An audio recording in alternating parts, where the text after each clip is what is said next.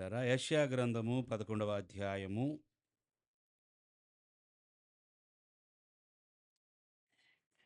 మొదటి 2 వచనాలు చదువుకుందాం. యెషయి వద్ద నుండి ఆ, చిగురు ఉమ్. వాని వేరుల నుండి అంకురము ఎదిగి ఫలించును. యెహోవా ఆత్మ జ్ఞాన వివేకములకు ఆధారమగు ఆత్మ, ఆలోచన బలములకు ఆధారమగు ఆత్మ, తెలివిని యెహోవా ఎడల భయభక్తులను పుట్టించు ఆత్మ అతని మీద నిలుచును. దేవునికి స్తోత్రం.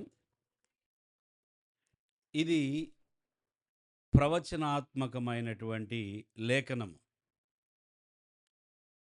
ప్రభు అయిన యేసయ్య గురించి, అనగా మెస్సయ్య వస్తాడు అని ఇశ్రాయేలీలు ఎదురు చూస్తున్న ఆ మెస్సయ్య గురించి ముందుగానే ప్రవచనాత్మకంగా చెప్పబడిన మాట. యెషయి మొద్దు నుండి చిగురు పుట్టును. దేవునికి స్తోత్రం. వాని వేరుల నుండి అంకురము ఎదిగి ఫలించును. యెషయి మీకు తెలుసు, దావీదుకు తండ్రి. దేవునికి స్తోత్రం. దావీదు గోత్రములో నుండి యేసు ప్రభు ఈ లోకంలోనికి వచ్చి ఉన్నారు. సో ప్రభు అయిన యేసయ్య గురించి వ్రాయబడుతున్నటువంటి ప్రవచనాత్మకమైన మాట. ఆ తరువాత యెహోవా ఆత్మ, జాగ్రత్తగా వినండి, జ్ఞాన వివేకములకు ఆధారమగు ఆత్మ, ఆలోచన బలములకు ఆధారమగు ఆత్మ, తెలివిని యెహోవా యెడల భయభక్తులను పుట్టించు ఆత్మ అతని మీద నిలుచును. ఎవరి మీద? ఆ రాబోతున్న ఆ మెస్సయ్య. ఎవరైతే 2000 సంవత్సరాల క్రితం ఈ భూమి మీదకి మానవ స్వరూపంలోనికి వచ్చి ఉన్నారో, ఆ రక్షకుడు, ఆ ప్రభు అయిన యేసు క్రీస్తు వారి మీద నిలిచే ఆత్మ గురించి ఇక్కడ ప్రవచనాత్మకంగా చెప్పబడింది. దేవునికి స్తోత్రం. యేసు ప్రభు మీద నిలిచి ఉండే ఆత్మ ఎలాంటి ఆత్మ అంటే, మనకి ఇక్కడ చూస్తున్నప్పుడు యెహోవా ఆత్మ. అందరు చెప్పండి ఆ మాట. ఆ, యెహోవా ఆత్మ. ఇక్కడ మనం జాగ్రత్తగా లెక్కబడితే యెహోవా ఆత్మ అని మొదలు పెడితే ఆ చివరికి మనకి 7 ఆత్మలుగా మనకు అర్థమవుతుంది. యెహోవా ఆత్మ, జ్ఞానమిచ్చే ఆత్మ, వివేచనిచ్చే ఆత్మ, ఆ? ఆలోచనిచ్చే ఆత్మ, బలమునిచ్చే ఆత్మ, తెలివినిచ్చే ఆత్మ, భయభక్తులు పుట్టించే ఆత్మ. దేవునికి స్తోత్రం. మనకి తెలుగులో ఒక మాట 2 సార్లు వచ్చినట్లుగా అనిపిస్తుంది. జ్ఞానమిచ్చే ఆత్మ, తెలివినిచ్చే ఆత్మ. వాస్తవానికి మనం ఇంగ్లీష్లో చూస్తే అక్కడ తెలుగులో రాయబడాల్సింది ఏంటంటే గ్రహింపునిచ్చే ఆత్మ. దేవుని స్తోత్రం. లేదా అవగాహన ఇచ్చే ఆత్మ. అదనమాట. దాని స్థానంలో తెలివినిచ్చే ఆత్మ అని రాయబడింది. గమనించండి, దేవుని యొక్క 7 ఆత్మలు. దేవుని యొక్క 7 ఆత్మలు. అంటే దేవుడు 7 ఆత్మలు కలిగిన వాడా అనే ప్రశ్న వస్తది. 7 ఆత్మలు ఉన్నాయా? చూడండి, మనుషులమైన మనకి ఎన్ని ఆత్మలున్నాయి? ఎవరికైనా 2 ఉంటే చెప్పండి నాకు. దేవుని స్తోత్రం. ఒక ఆత్మ కలిగిన వారం.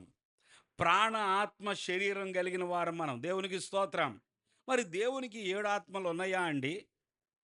ఉన్నట్టుగా అనిపిస్తుంది కానీ కాదు. దీన్ని మనము చాలా జాగ్రత్తగా అర్థం చేసుకోవాలి. దేవుని స్తోత్రం.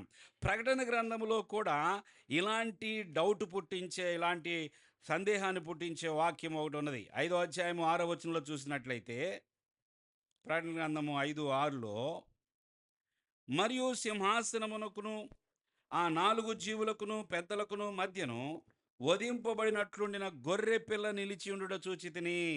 దేవుని స్తోత్రం. ఎవరున్నారంట అక్కడ? గొర్రె పిల్ల నిలిచి ఉండుట చూచితిని. ఆ గొర్రె పిల్లకు 7 కొమ్ములను 7 కన్నులను ఉండెను. గొర్రె పిల్లకి ఏమున్నాయంట? 7 కొమ్ములను 7 కన్నులను ఉండెను. చూడండి, అంత 7 7. ఇంకా కొంచెం కిందకి చదివినట్లు, ఆ కన్నులు భూమి అందంతటికి పంపబడిన దేవుని 7 ఆత్మలు. దేవునికి స్తోత్రం. ఆ కన్నులు ఏంటంట? భూమి అందంతటికి పంపబడిన ఈ దేవుని 7 ఆత్మలు. సో, ఇక్కడ దేవునికి మరలా 7 ఆత్మలు ఉన్నట్లుగా అర్థమవుతుంది. మనం యెషయా గ్రంథంలో చదివినటువంటిది. ప్రకటన గ్రంథములో చెప్పబడుతున్న మాట డైరెక్ట్‌గా వధింపబడిన గొర్రె పిల్ల. ఆ పేరు యేసు ప్రభువుకి ఇవ్వబడింది. దేవుని స్తోత్రం. ఆయన 7 కన్నులు గలవాడు. 7 కొమ్ములు గలవాడంట. కదా! కొమ్ములు ఏమి సూచిస్తున్నాయంటే అధికారాన్ని సూచిస్తున్నాయి. దేవునికి స్తోత్రం. కొమ్ము దేన్ని చూపిస్తుంది? అధికారం. దేవునికున్న అధికారం ఎంత బలమైనదో అని చూపించడానికి 7 అనే పదము వాడబడింది. 7 అనే పదము, 7 అనే సంఖ్య సంపూర్ణతకు గుర్తు. 7 అనే సంఖ్య పరిపూర్ణతకు గుర్తు. అందుకే బైబిల్‌లో మనము 7 అనేది అనేక చోట్ల చూస్తున్నాం. ఇక్కడ మాత్రమే కాదు. 7, 7. Number 7 is a number of perfection, completeness. అది పరిపూర్ణమైనది. హల్లెలూయా! ఈ 7 అనేది సంపూర్ణమైన సంఖ్య. ఎక్కువగా దేవుని బిడ్డలు అందుకే 7 నంబర్ 7 కోరుకుంటా ఉంటారు కదా! అంటే మిగతా నంబర్‌లు ప్రతి నంబర్‌కి ఒక అర్థం వస్తది ఆత్మీయంగా. కానీ 7 అనగానే ఒక సంపూర్ణతకు గుర్తు. పర్ఫెక్ట్. హల్లెలూయా! ఎలా చేశావు? నేను చేసిన పని ఎలాగుందంటే పర్ఫెక్ట్ అంటారు చూసారా? నువ్వు చేసిన పని ఎలాగుందంటే ఏమంటారు? పర్ఫెక్ట్. చాలా ఇక పేరు పెట్టేకేమి లేదు. ఏమి లేదు? వేలు చూపించేకేమి లేదు. తేడా ఏమి లేదిక. పర్ఫెక్ట్. సో, అది 7. ఇక్కడ కూడా మనము దేవుని 7 ఆత్మలు అన్నట్లుగా చూస్తున్నాం. కానీ బైబిల్ ఏం చెప్తుందంటే గాడ్ ఈజ్ స్పిరిట్. స్పిరిట్స్ అనలా. దేవునికి స్తోత్రం. దేవుడు ఆత్మస్వరూపి. ఆత్మల స్వరూపి అనలా అక్కడ. దేవునికి స్తోత్రం. సో, ఈ రెండిటిని మనం కలిపి అర్థం చేసుకోవాలి. దేవుని బిడ్డలారా, దేవుడు ఆత్మస్వరూపి. మరి ఎందుకని 7 అని ఇక్కడ కనబడుతుంది మనకి? ఆ ఆత్మ 7 కోణాలు కలిగి ఉన్నది. ఆ దేవుని యొక్క ఆత్మ 7 కార్యక్రమాలను చేసే ఆత్మయున్నది. హల్లెలూయా! ఆ దేవుని యొక్క ఆత్మ 7 రకాలుగా పనిచేస్తది. ఆ దేవుని యొక్క ఒక ఆత్మ 7 విధాలుగా 7 కోణాలను మనకు చూపిస్తూ ఉన్నది. దాన్ని మనం అర్థం చేసుకోవాలి. దేవునికి స్తోత్రం. ఈ ఏడంతల ఆత్మ లేదా ఆ 7 రకాలుగా కోణాలుగా కనిపిస్తున్న ఆత్మ యేసు ప్రభువు మీద ఉన్నది. హల్లెలూయా! యేసు ప్రభు భూమి మీదకి మనిషిగా వచ్చినప్పుడు ఈ 7 ఆత్మ, ఏడంతల ఆత్మ ఆయన మీద ఉన్నట్లుగా మనం అర్థం చేసుకోవాలి. ఈ ఏడంతల ఆత్మ ఇప్పుడు ఈ రాత్రి మనందరికీ కావాలి. వద్దా? చెప్పండి కావాలని. దేవుని స్తోత్రం. ఏం కావాలి? టీ కావాలా? చల్లగా ఉంది వాతావరణం. కాస్త టీ ఇప్పించండి పాస్టర్ గారు. ఏడంతల ఆత్మ కావాలి. దేవునికి స్తోత్రం. బయట ఎంత చల్లగా ఉన్నా ఇప్పుడు మనకి వేడి పుట్టాలంటే ఆత్మ ఏడంతలుగా మన మీదకి దిగి రావాలి. హల్లెలూయా! ఆ ఆశతో దేవుని యొక్క మాటలు విందాం ప్రియులరా. 7 అనేది పరిపూర్ణమైనది, సంపూర్ణమైన సంఖ్య. ఈ 7 అనేది అనేక చోట్ల చూస్తున్నాం. మనము ప్రకటన గ్రంథంలో ఇంకా అనేక చోట్ల చదువుతాం. ఆసియాలో ఉన్న 7 సంఘములకు ఆయన లేఖలు రాస్తున్నాడంట. దేవుని స్తోత్రం. 7 సంఘములు. ఏంటి? అలాగే 7 నక్షత్రములు, 7 దీపస్తంభములు, 7 ముద్రలు, 7 బోరలు, 7 పాత్రలు ఇలా చెప్పుకుంటూ ఉంటే 7 అనే సంఖ్య 7 అనేది అనేక చోట్ల మనం చూస్తున్నాం. అయితే ప్రియులరా, ఇప్పుడు ఆత్మ గురించి మనం తెలుసుకోబోతున్నాం. దేవుని యొక్క ఆత్మ 7 కోణాలు కలిగినది. దేవుని యొక్క ఆత్మ 7 కార్యకలాపాలను చేసేది. 7 రకాలుగా పనిచేస్తది ఆ ఆత్మ. మన ఆత్మ ఒకవేళ ఒక విధంగానే పనిచేసిద్దేమో. దేవుని ఆత్మ 7 రకాలుగా పనిచేస్తది. హల్లెలూయా!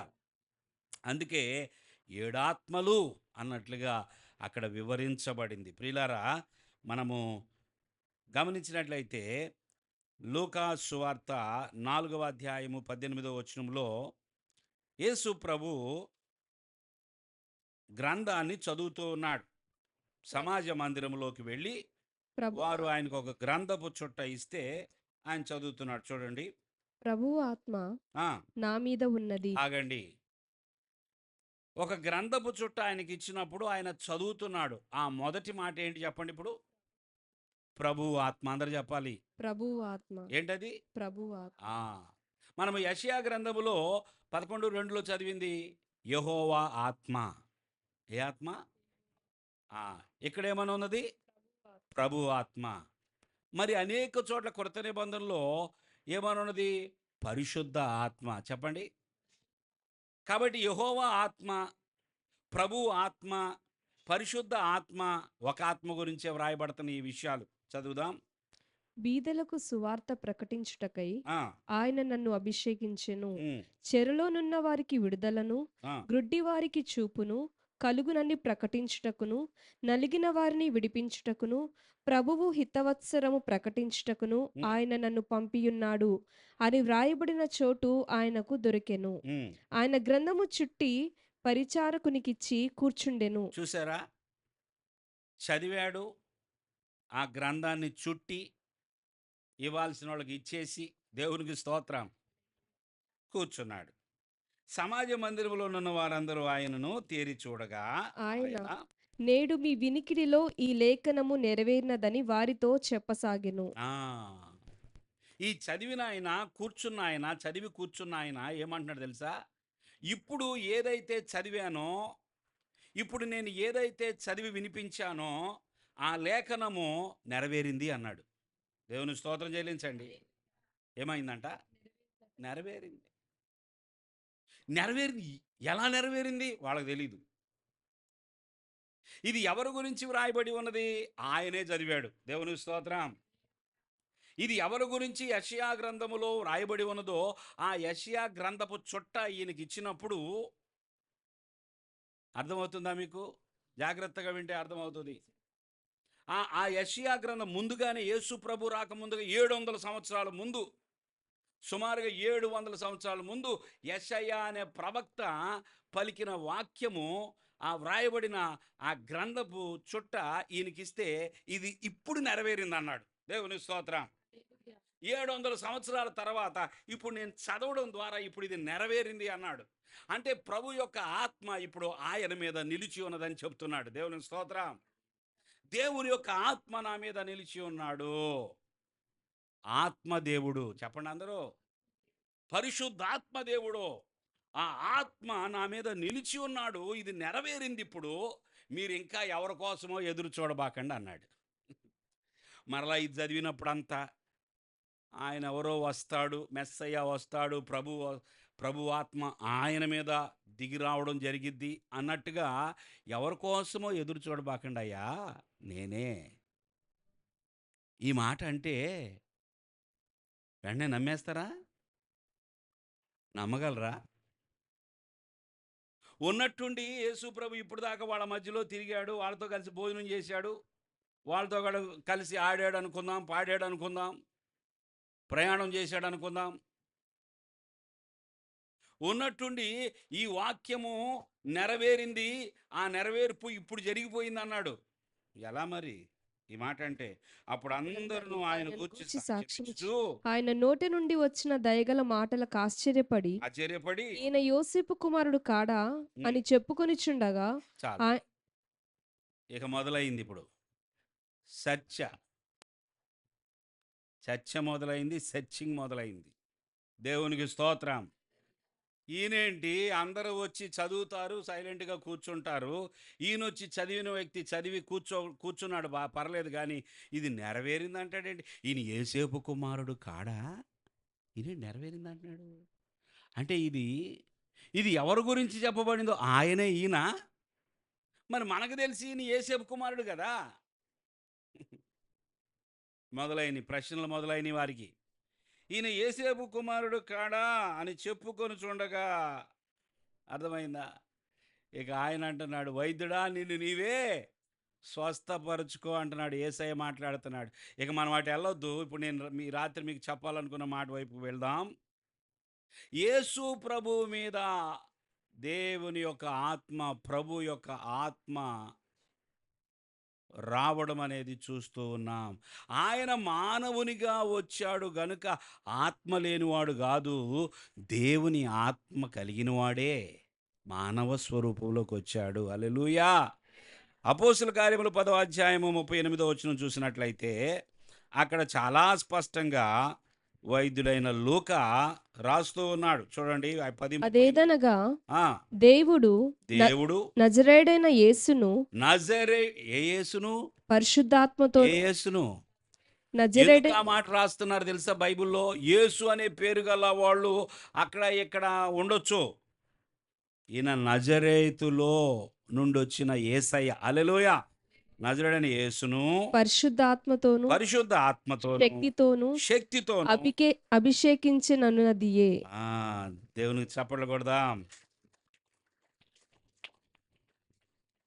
దేవుడు నజరేయుడైన యేసును, ఇప్పుడు వీళ్ళు అనుకుంటున్నారు ఈయన యేసేపు కుమారుడే కదా, మరియే కదా ఈయన గందే, మరియమ్మకు పుట్టినోడే కదా, ఏంటి ఈయన మరి ఇట్లా మాట్లాడుతున్నాడు, ఇది నెరవేరింది అంటున్నాడు ఏంటి, నేనే అని చెప్తున్నాడు ఏంటి? ఒక విషయం అర్థం చేసుకోవాలి. ఈ నజరేయుడైన యేసును పరిశుద్ధాత్మతోను శక్తితోను అభిషేకించాడంట. దేవునికి స్తోత్రం. దేవుడు అభిషేకించిన వ్యక్తి ఈయనే. ఆయన మానవుడిగా వచ్చాడని మీరు ఏంటేంటో ఆలోచించకండి. అభిషేకం కలిగిన వ్యక్తి, ఆత్మ కలిగిన వ్యక్తి, దేవుని ఆత్మ ఉన్నది ఆయన మీదనే. హల్లెలూయా. మనకు అర్థమయ్యే రీతిలో గనుక యెహోవా ఆత్మ లేకపోతే పరిశుద్ధ ఆత్మ లేదా ప్రభువగు ఆత్మ అనే ఆత్మ దేవుడు ఉన్నాడు. ఆత్మ దేవుడు. చెప్పండి అందరూ. మనము దేవుని గురించి మాట్లాడేటప్పుడు బైబిల్ మనకిస్తున్న జ్ఞానం ఏమిటంటే తండ్రి, కుమార, ఆత్మ అయ్యున్న దేవుడు. దేవుడు ఎవరయ్యా అంటే తండ్రిగాను, కుమారుడుగాను, ఆత్మగాను ఉన్నాడు.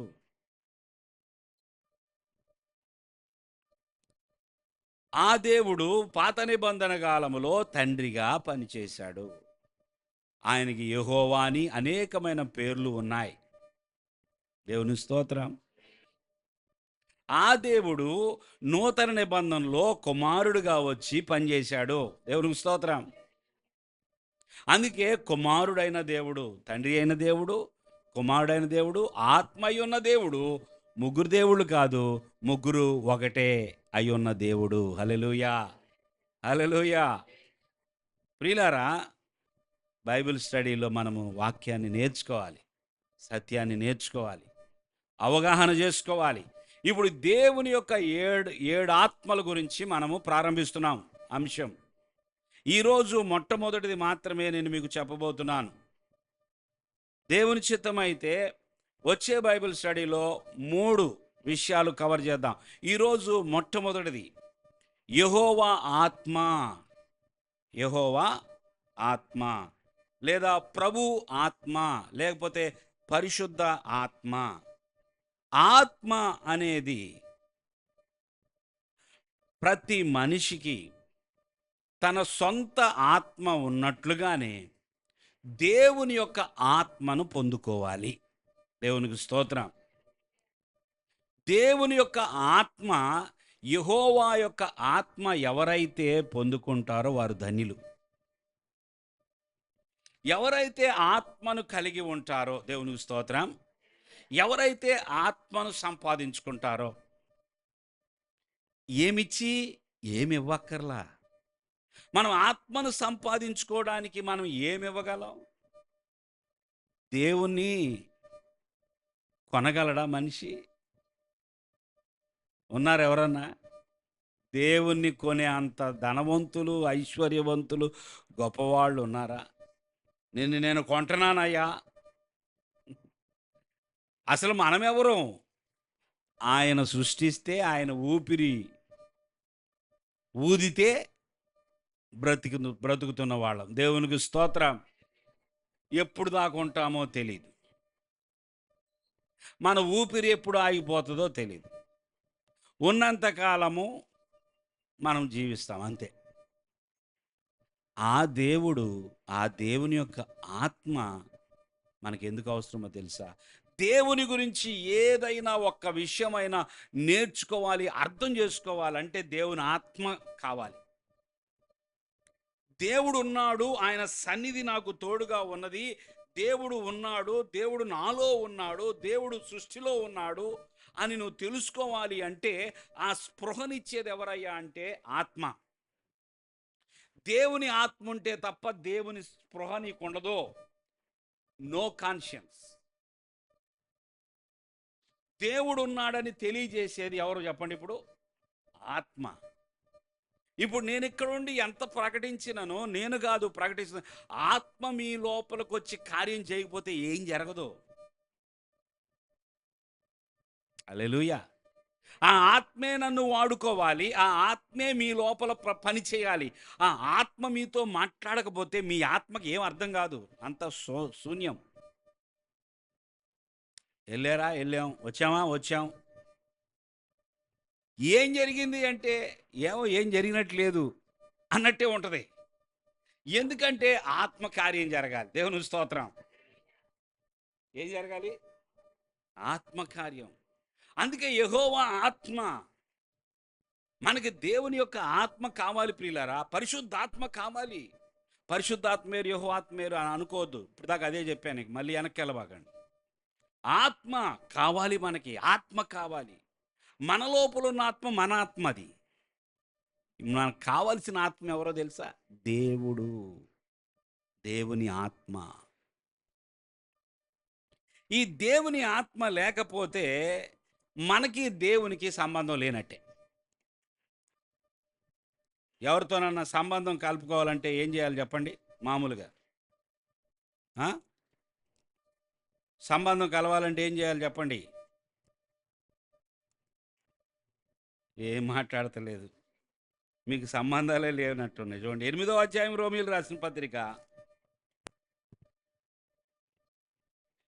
యేసు ప్రభువులో ఉన్న ఆత్మ, యేసు ప్రభు మీద ఉన్న ఆత్మ, ఆ ఆత్మ గురించి మనం ఒక మాట చదువుతున్నాం. మొదటిగా 11వ వచనం. మృతులలో నుండి ఆ, యేసును లేపిన వాని ఆత్మ ఆ. మీలో నివసించిన ఎడల, మీలో నివసించిన ఎడల. మృతులలో నుండి ఆ, క్రీస్తు యేసును లేపినవాడు క్రీస్తు యేసును లేపినవాడు. చావునకు లోనైన ఆ, మీ శరీరములను కూడా ఆ. మీలో నివసించుచున్న తన ఆత్మ ద్వారా జీవింపచేయును. ఆగండి. ఇప్పుడు యేసయ్య మీద ఉన్న ఆత్మ ఎక్కడ ఉండాలి? మనలో. యేసయ్యను మృతుల్లో నుండి లేపిన ఆత్మ ఎక్కడ ఉండాలి? మనలో.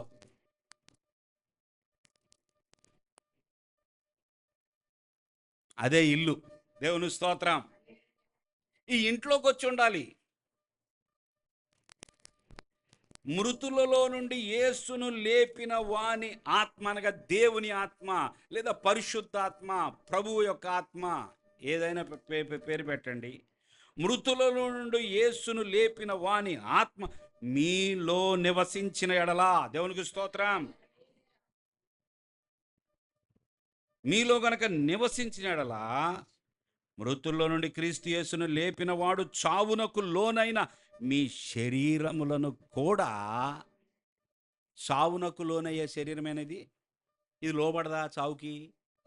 ఈ శరీరము చావునకు లోనైందా? లోనైంది కాదా?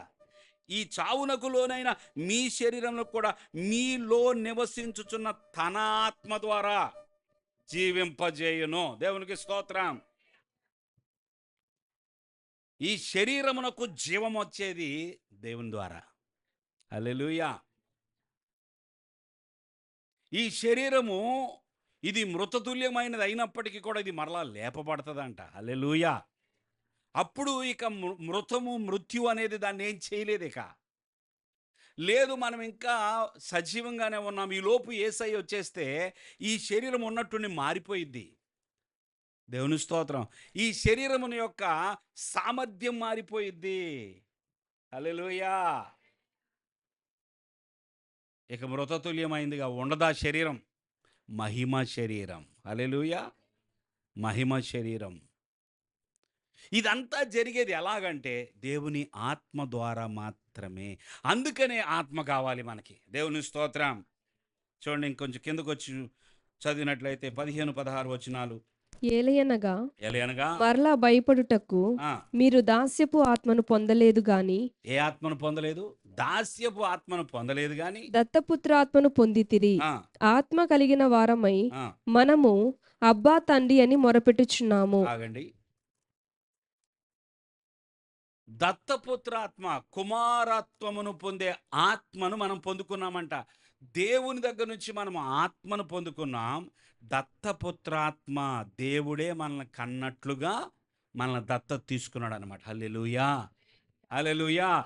ఆయన ఆత్మనిచ్చాడు గనక విశ్వాసులు ఏమని ప్రార్థన చేస్తారో తెలుసా? యేసయ్యా, యేసయ్యా, ప్రభువా, ప్రభువా, దేవుడా, దేవుడా, నా తండ్రి అంటారు. హల్లెలూయా! ఏమంటున్నాం మనం? దేవుడిని ఏమంటున్నాం మనం? భలే సంబంధం కలుపుకున్నాం. హల్లెలూయా! ఈ సంబంధం ఎలాగొచ్చింది? బయటైతే పెళ్ళిళ్ళు చేసుకోవడం ద్వారా ఇదిగో వాళ్ళకి మా పిల్లనిచ్చాం, లేదా మా పిల్లని వాళ్ళు చేసుకున్నారు. ఇట్లా సంబంధాలు కలుపుకుంటాం కదా బయట. ఇప్పుడు దేవునితో సంబంధం ఎలా కలుస్తుంది తెలుసా? ఆత్మను పొందుకోవడం ద్వారా. ఏంటి మనకున్న సంబంధం దేవుడితో అంటే, మనం కుమారులం, కుమార్తెలం. హల్లెలూయా! ఆయన మనందరికీ తండ్రి. తండ్రి, బిడ్డలు. ఈ సంబంధం హల్లెలూయా! దేవుడు ఇప్పుడు ఎవరయ్యా అంటే, ఆయన యందు విశ్వాసం ఉంచి ఆత్మను పొందుకున్న వారికి మాత్రమే తండ్రి. వాళ్ళు దేవుని ఆత్మను కలిగి ఉన్నారు గనుక, వాళ్ళు ఏమని ప్రార్థన చేస్తారంటే, తండ్రి, అబ్బా! తండ్రి. ఆ మాటలు ఎక్కడి నుంచి వస్తున్నాయి? నీకు కలిగిన సంబంధం. ఈ సంబంధం ఎలా వచ్చింది? నువ్వు పొందుకున్న ఆత్మ. అందుకే ఒకడు నీటి మూలముగాను, ఆత్మ మూలముగాను జన్మించితేనే తప్ప. హల్లెలూయా! ఆత్మ కావాలి. దేవుని యొక్క ఆత్మ పొందుకుంటేనే, ఆత్మ కలిగి ఉంటేనే మనము బిడ్డలము. యేసయ్య బిడ్డలం. హల్లెలూయా! ఆ ప్రభు ఆయన బిడ్డలను గురించి సంతోషిస్తాడాయన. ఎంతో ఆనందిస్తాడు. ఇంకొక మాట ఏముందో తెలుసా కింద? మనము దేవుని పిల్లలమని ఆ! ఆత్మ తానే మన ఆత్మతో కూడా సాక్ష్యమిచ్చుచున్నాడు. ఆ! ఓకే. మనము పిల్లలమైతే ఆ! వారసులము, అనగా దేవుని వారసులము. ఆ! క్రీస్తుతో కూడా మహిమ పొందుటకు హ్మ్. ఆయనతో శ్రమపడిన ఎడల క్రీస్తు తోడి వారసులము. ఈ ఒక్క మాట అర్థం చేసుకోండి దయచేసి. మనము దేవుని పిల్లలమని ఆత్మ తానే మన ఆ! ఆత్మతో కూడా సాక్ష్యం ఇస్తున్నాడు. చప్పట్లు కొడదాం దేవునికి. మీరు ఎప్పుడైనా దేవుడు ఎవరు అని మిమ్మల్ని అడిగితే, ఆయన నా తండ్రి అని చెప్తారు. చెప్పండి. హల్లెలూయా! ఆ! నీ తండ్రా? దేవుడు నీకు తండ్రా? అవును. ఆయన నన్ను కన్నాడు. హల్లెలూయా! నేనాయన కుమారుడిని. నేనాయన కుమార్తెని. నీకెట్లా తెలుసు అని అడిగితే ఆన్సర్ ఇది. దేవుని స్తోత్రం. ఎట్లా తెలుసు నీకు? ఎట్లా తెలుసు? నువ్వు ఆయన బిడ్డవని, ఆయన కుమారుడివని నీకెలా తెలుసు అంటే, మనము దేవుని పిల్లలమని ఆత్మ తానే మన ఆత్మతో కూడా సాక్ష్యమిస్తున్నాడు. దేవుని యొక్క ఆత్మ మన లోపలుండి సాక్ష్యమిస్తున్నాడు. నువ్వు నా కుమార్తెవి, నా కుమారుడువు. ఎందుకు భయపడుతున్నావు? భయపడొద్దు. హల్లెలూయా. భయపడొద్దు. నువ్వెవరివి? నా కుమారుడు. నువ్వెవరివి? నా కుమార్తెవు. లోపలకొచ్చిన ఆత్మ, మనము పొందుకున్న ఆత్మ, యేసయ్య దగ్గరకొచ్చి ఆయన యందు విశ్వాసం ఉంచినందుకు మన లోపలికొచ్చిన ఆత్మ ఏమని చెప్తుందో తెలుసా? మీరు పిల్లలు, మీరు వారసులు. దేవుని స్తోత్రం. చెప్పండి. నేను వారసుడును. చెప్పండి. వారసుడును. నేను దేవునికి వారసుడిని. నేను దేవుని పిల్లవాడిని. ప్రియులారా, మనము దేవుని యొక్క ఆత్మను పొందుకోవడం ద్వారా మాత్రమే దేవుడున్నాడనే స్పృహ ఉంటుంది. దేవుని ఆత్మను పొందుకోవడాన్ని బట్టి మనము పిల్లలమయ్యాము, సంబంధం వచ్చింది. అందుకే అక్కడే ఉంటుంది, నా ఆత్మ లేనివాడు నావాడు కాడు. ఎందరూ నా ఆత్మ ద్వారా నడిపించబడుదురో వారే నాకు కుమారులనబడుదురు. నా ఆత్మ లేకోకుండా, నా ఆత్మను పొందుకోకుండా మీరు నాకు సంబంధం ఉందంటే కుదరదు. అర్థమైందండి? దేవుని ఆత్మ దేవుని ఆత్మ చేత ఎందరూ నడిపింపబడుదురో వారందరూ దేవుని దేవుని కుమారులయ్యుందురు. కుమారులైయుందురు. ఆత్మ లేకపోతే, క్రీస్తు ఆత్మ లేనివాడైతే వాడు ఆయన వాడు కాడు. అదే అధ్యాయంలో చదువుతున్నా నేను. ఈ విషయాలన్నీ చదివిస్తే టైం అవుతుంది. క్రీస్తు ఆత్మ లేదా దేవుని ఆత్మ, పరిశుద్ధాత్మ లేకపోతే నాకు మీకు సంబంధం ఏముంది అసలు? దేవుని స్తోత్రం. మిమ్మల్ని చూడగానే మీ లోపల ఆత్మ, హల్లెలూయా, దేవుని యొక్క ఆత్మ ఉన్నప్పుడు దేవుడు అంటాడు, నువ్వు నా బిడ్డవి, నా ఆత్మను పొందుకున్నావు, నువ్వు నా ఆత్మ ద్వారా నడు. మనము దేవుని యొక్క ఆత్మను సంపాదించుకున్న వారంగా ఈ భూమి మీద బ్రతకాలనేది దేవుడు కోరుకుంటున్నాడు. దేవుడు తన ఆత్మను ఎలా ఇస్తాడో తెలుసా? యోహాను సువార్త 3:34 ఒక మాట ఉంటుంది. ఆయన తన ఆత్మను ఇచ్చే విషయంలో ఏ మాత్రము కూడా కొలతలు. వెనకాడడు. చదవండి. ఏలయనగా ఆ, దేవుడు దేవుడు తాను పంపిన వానికి ఆ, కొలత లేకుండా ఆత్మను అనుగ్రహించును. ఉమ్, గనుక ఆయన దేవుని మాటలే పలుకును. దేవునికి స్తోత్రం.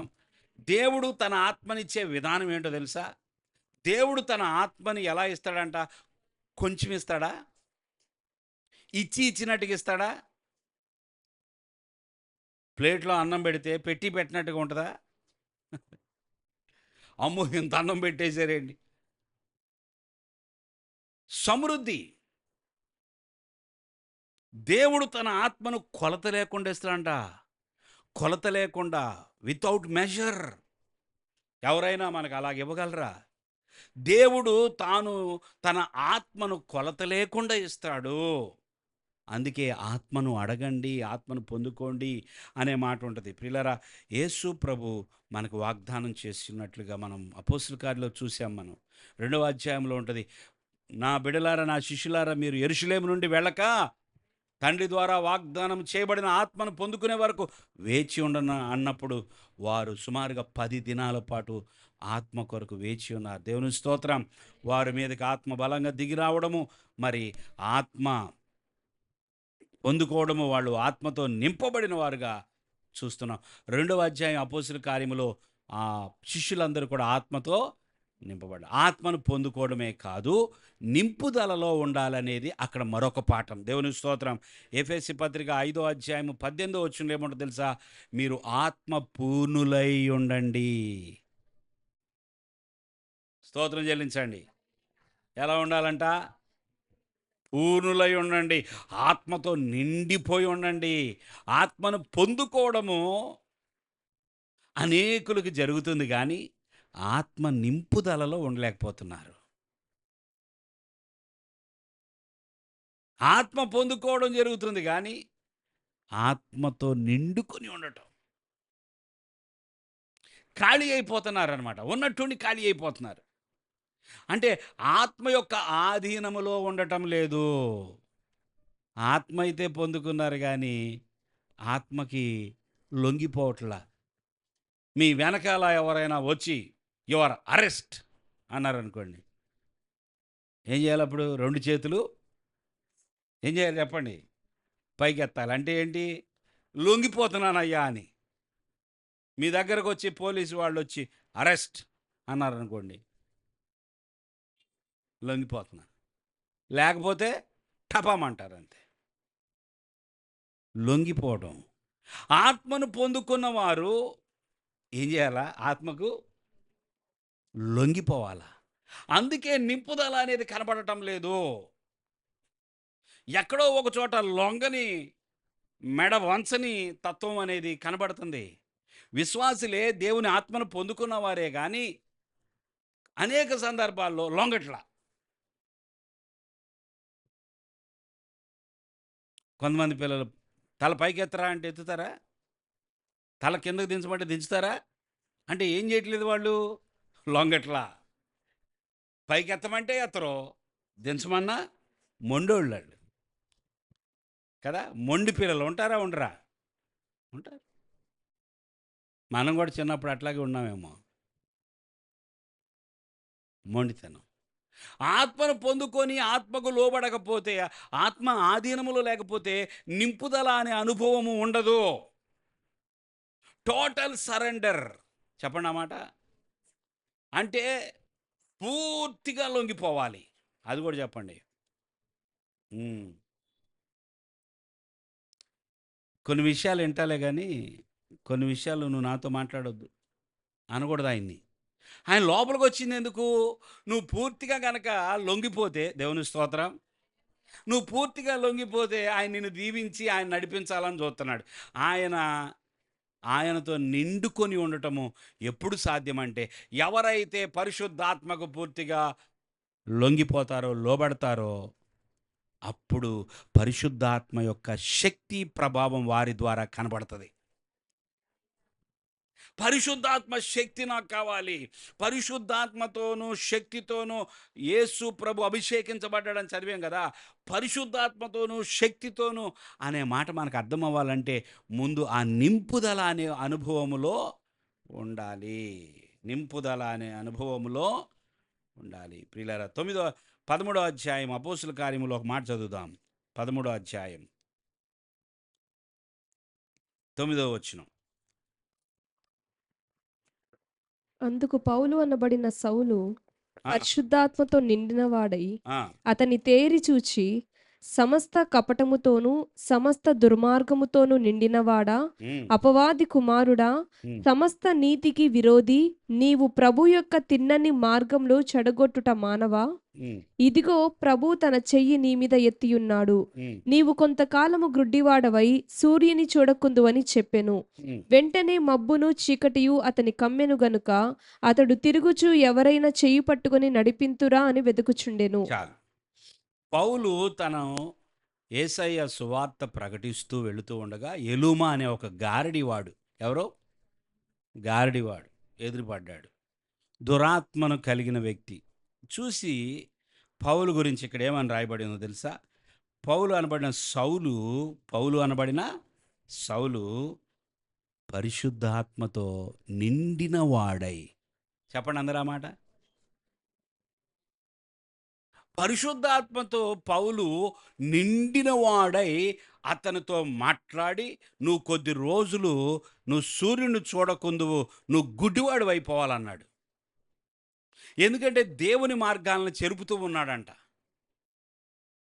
దేవుని పనికి ఆటంకంగా ఉన్నాడంట. అందుకని పౌలు పరిశుద్ధాత్మతో నిండిన వాడై మాట్లాడాడు. మనం నిండి ఉన్న వారమైతే ఆ నింపుదలలో నుండి వచ్చే మాటకు ప్రభావం ఉంటుంది, శక్తి ఉంటుంది.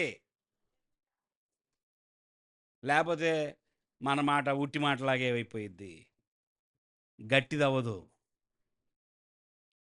అయిపోయింది. వాక్యాన్ని ముగిస్తాను. మన మాటలన్నీ ఉట్టి మాటలు అయిపోతాయి. గట్టి మాటలు అవ్వాలంటే నిండిన వాడై. మరి ఆయన నిండుకొంది ఇప్పుడేనా? 9వ అధ్యాయంలో లేదా? 9:17లో ఏముంది? అపోస్తుల కార్యములు 9:17లో వెళ్ళి అననీయ వెళ్ళి ఆ ఇంట ఇంట ప్రవేశించి ప్రవేశించి అతని మీద చేతులుంచి, చేతులుంచి సౌలా సహోదరుడా, ఆ, నీ వచ్చిన మార్గంలో నీకు కనబడిన ప్రభువైన యేసు యేసు నీవు దృష్టి పొంది ఆ, పరిశుద్ధాత్మతో నింపబడినట్లు ఉమ్, నన్ను పంపియున్నాడని చెప్పెను. చూసారా, 9వ అధ్యాయంలోనే పరిశుద్ధాత్మతో నింపబడి ఉండాలనేది దేవుని చిత్తము. అందుకే అననీయ వెళ్ళి ప్రార్థన చేశాడు. ఆయన 9వ అధ్యాయంలో నిండిపోయాడు. మరలా మరి 13వ అధ్యాయంలో చదువుతున్నాం. ఇలాంటి విషయాలు మనం బైబిల్లో ఇంకా కొన్ని విషయాలు ఉన్నాయి. శిష్యులు కూడా ఆత్మను పొందుకున్నారు, నిండుకున్నారు.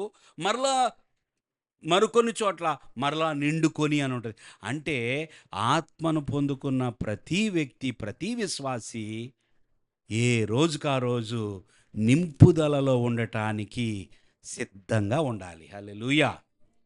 దేవుని యొక్క ఆత్మను పొందుకోవడమే కాదు, దేవుని ఆత్మ పూర్ణులుగా ఉండాలి. ఈ అంత్య దినాల్లో ప్రభువుకి బలమైన సాక్షిగా ఉండాలి అంటే, లేదా దేవుని యొక్క శక్తి, దేవుని యొక్క ప్రభావం మన ద్వారా ఉండాలి అంటే, మనము ప్రతిరోజు లొంగిపోవాలి. హల్లెలూయా. లొంగిపోవాలి. చివరి మాటలు జాగ్రత్తగా వినండి. హల్లెలూయా. మనం ప్రతిరోజు ఆత్మను పొందుకున్న మనము ఆత్మ చెబుతున్న మాటకు లొంగిపోవాలా. పరిశుద్ధాత్మ దేవుడా, నువ్వు అయితే నా లోపలే ఉండయ్యా, బయటికి మాత్రం వెళ్ళొద్దయ్యా, నువ్వు నాకు కావాలయ్యా, ఆత్మదేవుడా నువ్వే కావాలి అని ఆత్మకు లోబడకుండా ఉంటే నింపుదల అనే అనుభవం ఉండదు. ఎప్పుడైతే మనం ఖాళీ అయ్యామని అనిపిస్తుందో మనం ఏం చేయాలి? మళ్ళా మోకరించాలి. అయ్యా, నేను ఖాళీ అయ్యాను, నాకు తెలుస్తుంది, నాకు నింపుదల కావాలయ్యా, ఎక్కడెక్కడ లోబడలేదో నేను ఇప్పుడే లొంగిపోతా. హల్లెలూయా. నేను ఇప్పుడే లొంగిపోతా. ఇక నేను ఏది దాచిపెట్టనయ్యా, ఒప్పేసుకుంటా. ఎక్కడ నీకు లోబడలేదంటే, అయ్యా బైబిల్ స్టడీకి వెళ్ళు అని నువ్వు మాట్లాడేవి రోజు, వెళ్ళలేనులే అని ఉండిపోయానయ్యా. ఉదాహరణ చెబుతున్నా, పాపం రాని వాళ్ళని నేను విమర్శిస్తున్నా. ఏం వెళ్తాములే, కారుతా ఉంది పొద్దునుంచి, మరి నువ్వు ఎక్కడికి వెళ్ళలేదా పొద్దునుంచి? ఎక్కడికి వెళ్ళలేదా? ఒకవేళ పరిశుద్ధాత్మదేవుడు ప్రేరేపించిన సరే, ఆత్మ నీకు సమాధానం ఇచ్చి, సరే ఈ రోజుకి ఇలాగ ఉండి నేను దేవుని సన్నిధిలోనే ఉంటాను అని దేవునికి సమాధానం ఇస్తే పర్లా. కానీ ఆత్మ లేదు లేదు, ఈ పూట మాత్రం నువ్వు ఖచ్చితంగా మందిరానికి వెళ్ళాలి అని అంటే అక్కడ లొంగలేదనుకో, ఇప్పుడేమవ్వాలి? అయ్యా నీకు లొంగలేదయ్యా, నన్ను క్షమించి, ఇదిగో ఇలాంటి పని మరొకసారి చేయకుండా నాకు సహాయం చేయి ప్రభు అని అడగాలి. దేవుని స్తోత్రం, దేవుని స్తోత్రం. మనము పరిశుద్ధాత్మ నింపుదలలో ఉండాలి అంటే ఖచ్చితంగా మనము పరిశుద్ధాత్మకు అన్ని విషయాల్లో లొంగిపో. అందుకే నా సమస్తము, నా సమస్తము, నా సమస్తము, నా సమస్తము. ఆ తర్వాత నాదు రక్షకానికీతు నా సమస్తం. హల్లెలూయా.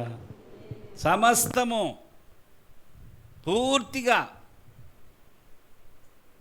నువ్వు కాకపోతే ఎవరయ్యా నాకు? నీ మాట కాకపోతే ఎవరి మాట వింటానయ్యా? నేను పూర్తిగా లొంగిపోతాను. దేవుని స్తోత్రం. అటువంటి ఒక సమర్పణ ఈ దినాల్లో దేవుడు చూస్తున్నాడు. ఎవరు వస్తారా ముందుకు, అలాగా ఎవరు నిజంగా అలా లోబడతారా, లొంగిపోతారా అని పరిశుద్ధాత్మ దేవుడు వేచి ఉన్నాడు. మీ లోపలే ఉన్నాడు. లొంగుతావా లేదా అంటున్నాడు. హల్లెలూయా. లోపలే ఉన్నాడు. మనం లొంగిపోయటానికి మనం సిద్ధపడదాం. దేవుని స్తోత్రం. కీర్తనలు 1:1 ఏముంటుంది? దుష్టుల ఆలోచన చొప్పున నడువక. ఏంటంట? దుష్టుల ఆలోచన చొప్పున నడువక అంటే ఏమి లొంగిపోవాలి ఇప్పుడు ఇక్కడ? కాళ్ళు లొంగాలి. చెప్పండి, ఏం లొంగాలి? కాళ్ళు లొంగాలి. ఈ కాళ్ళు ఎక్కడ పడితే అక్కడికి వెళ్ళకూడదంట. ఎవరి ఆలోచన, దుష్టుల ఆలోచన చొప్పున నడవద్దు. దేవుడు అందరికి కాళ్ళు ఇచ్చాడు. ఈ కాళ్ళు ఎక్కడికి నడుస్తున్నాయి? ఏమో ఎక్కడెక్కడికి వెళ్తున్నాయో. 4వ అధ్యాయము సామెతల గ్రంథము 14-15 చదవండి. 4:14-15 సామెతల గ్రంథం.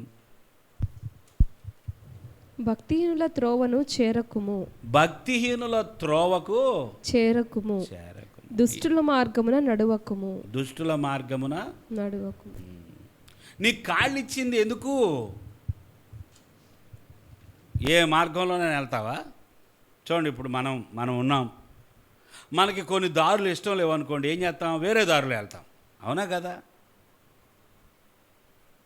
నాకు ఈ దారి ఇష్టం లేదన్నప్పుడు ఇంకో దారిలో వెళ్తాం. అలాగే దేవుడు ఏమంటుంది తెలుసా? నీ కాళ్ళు నడవాల్సింది ఏ దారిలో? దుష్టుల మార్గం కాదది, భక్తిహీనుల త్రోవ కాదది, నా త్రోవ ఒకటి ఉంది, ఆ దారిలో వెళ్ళండి అంటున్నాడు. ఈ కాళ్ళు దేవుడికి లోబడాలి. దేవుని స్తోత్రం. చేతులు దేవునికి లోబడాలి. చేతులతో ఏం చేస్తాం? ఎన్నో పనులు చేస్తాం. ఇక్కడ బకెట్ ఆడబెడతాం, పొయ్యి మీద అన్నం పెడతాం, బట్టలు ఉతుకుతాం, లేకపోతే పనికి వెళ్తే, ఉద్యోగాలకు వెళ్తే ఏం చేయాలో అది చేస్తాం. ఈ చేతులు ఎన్నో పనులు చేస్తాయి కదా. ఈ చేతులు కూడా పరిశుద్ధాత్మకు లోబడిపోవాలా, లొంగిపోవాలా. ఈ చేతులతో కొన్నిసార్లు మనం ఇతరులకి కీడు చేస్తాం, ఇతరులు దోచుకుంటాం. చేతులేగా. మరి పరిశుద్ధాత్మను పొందుకున్న వాళ్ళు ఇలాగ చేతులతో వాళ్ళు ఇష్టం వచ్చినట్టు చేస్తే నిండుకుంటారా పరిశుద్ధాత్మతో? ఆయన శక్తి పొందుకుంటారా? ఆయన శక్తి ఉంటుందా? ఉండదు. అందుకనే మనం నిండి ఉండాలంటే మన చేతులు కూడా దేవునికి. యాకోబు ఏమంటాడు 4:8?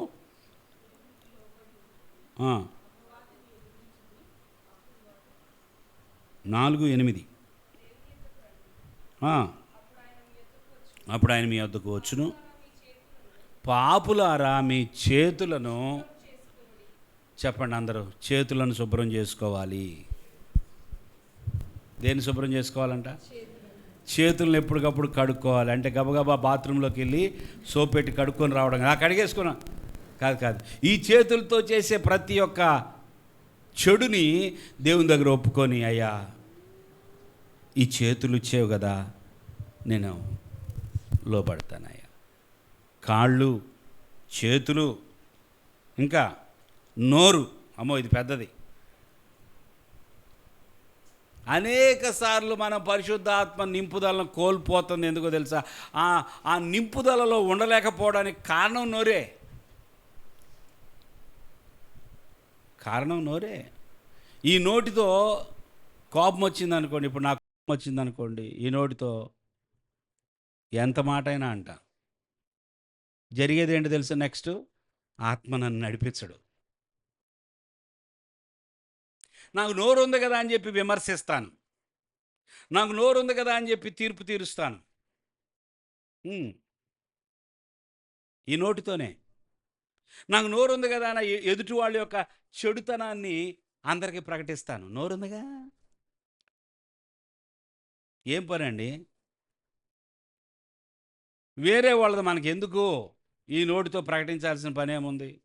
ఈ నోటితో దేవుని స్తుతించి, ఈ నోటితో ప్రార్థన చేసి, ఈ నోటి ద్వారా దీవించి, మళ్ళా ఆ తర్వాత ఈ నోటి ద్వారా శపించి, నువ్వు నాశనం. ఏమంటావు? నోటితో నువ్వు జావాలి అనకూడదు. నువ్వు దేవుని ఆత్మ కలిగిన వ్యక్తివి కనుక ఆత్మ నింపుదలలో ఉండాలంటే నువ్వు చెడ్డ మాటలు, దూషణ మాటలు, మన కోపం వచ్చినప్పుడు వస్తాయి, లొంగిపోవాలి. హల్లెలూయా. పరిశుద్ధాత్మ దేవుడా క్షమించయ్యా. ఈరోజు నువ్వు ఎవరెవరిని అబ్యూజ్ చేసావో, అంటే ఎవరెవరి మీద దూషణ మాటలు మాట్లాడావో కదా. కొన్నిసార్లు సణుగుతూ ఉంటుంది నోరు. ఎప్పుడు చూసినా ఏం చేసిద్దండి? సణుగుతూ ఉంటుంది. ఈ కాయ బాగాలేదు, ఈ కూర బాగాలేదు, అది లేదు ఇంట్లో, ఇది లేదు. సణుగుతున్నారా? దేవుడు అసలు ఏం చేస్తున్నాడు? దేవుడు మమ్మల్ని పట్టించుకోవట్లేదు. ఈ నోటితో వచ్చే సణుగులు, గొణుగులు, ఈ నోటి ద్వారా వచ్చే దూషణ మాటలు, ఈ నోటి ద్వారా వచ్చే పొగరు పట్టిన మాటలు, గర్వపు మాటలు, నోరేగా. ఆత్మ నింపుదల ఉండకపోవడానికి కారణం నోరు కూడా ఉందండి. కాళ్ళు మాత్రమే కాదు.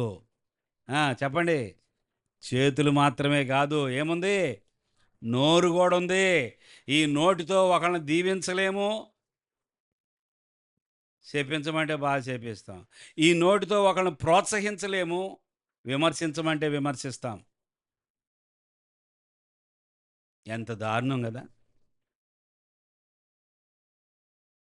ఈ నోటితో మీరు ఎంతమందిని దీవించుంటారు, ఎంతమందిని ప్రోత్సాహపరిచుంటారు?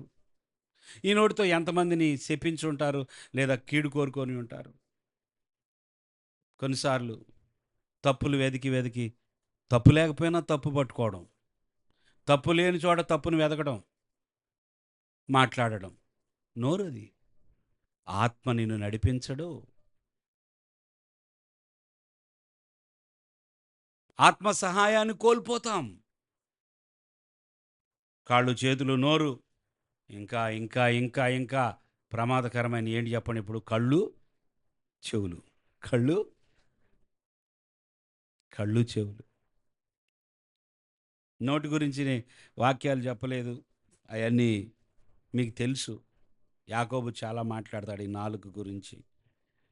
కళ్ళు, చెవులు. 103వ కీర్తన 3వ వచనంలో ఏముంటుంది? 103, 101 చూడండి ఒకసారి.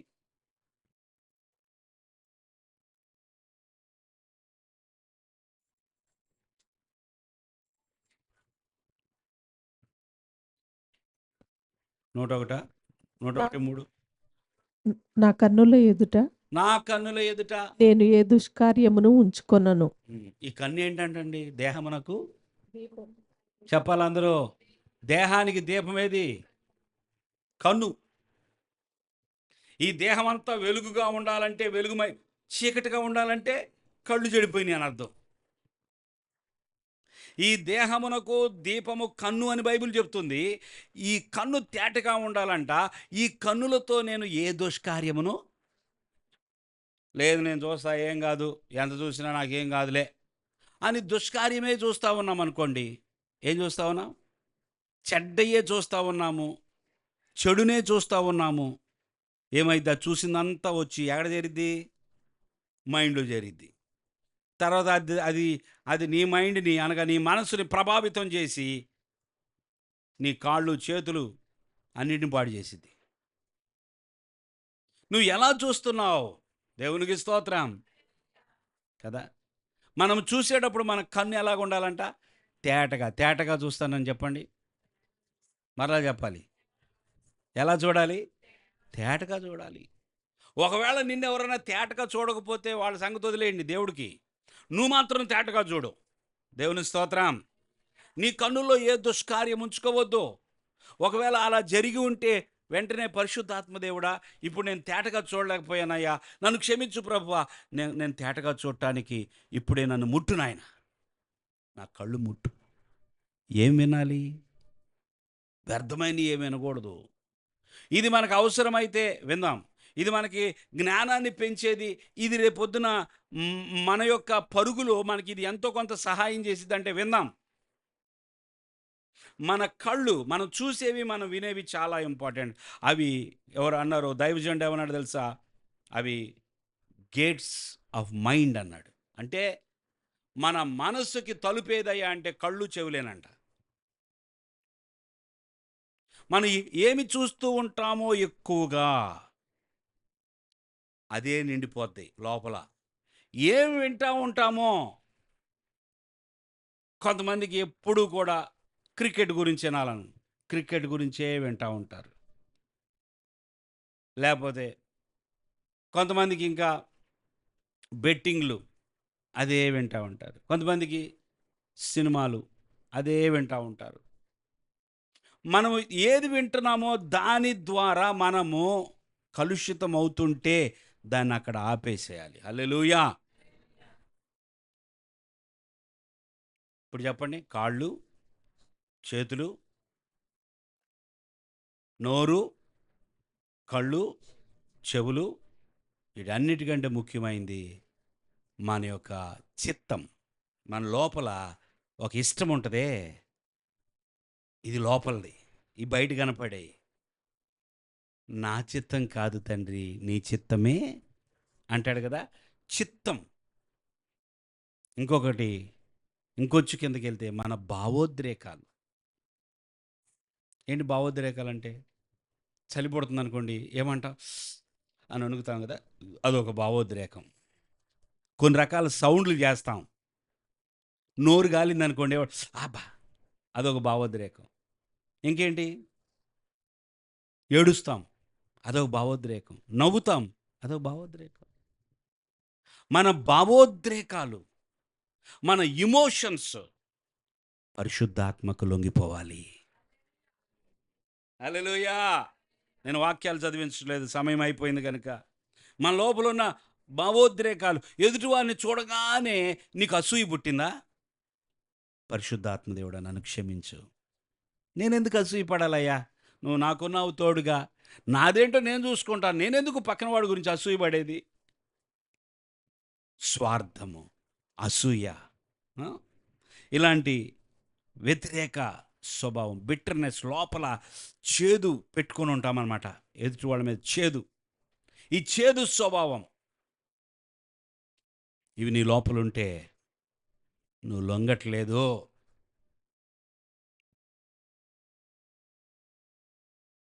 ఒక వ్యక్తి నువ్వు క్షమించలేకపోతున్నావంటే నీకు అర్హత లేదు నింపుదలకి.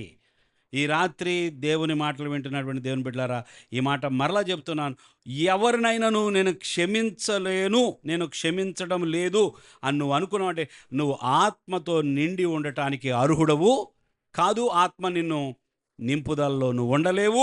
ఆత్మ ప్రభావము, శక్తి నీ ద్వారా కనబడదు. యేసు ప్రభు ఎంత క్షమించాడు మనం చెప్పండి? కొంచెం క్షమించాడు, ఎక్కడో కొన్ని క్షమించలేదు, అంతేనా? మొత్తమా? టోటల్. నువ్వు క్షమించకపోతే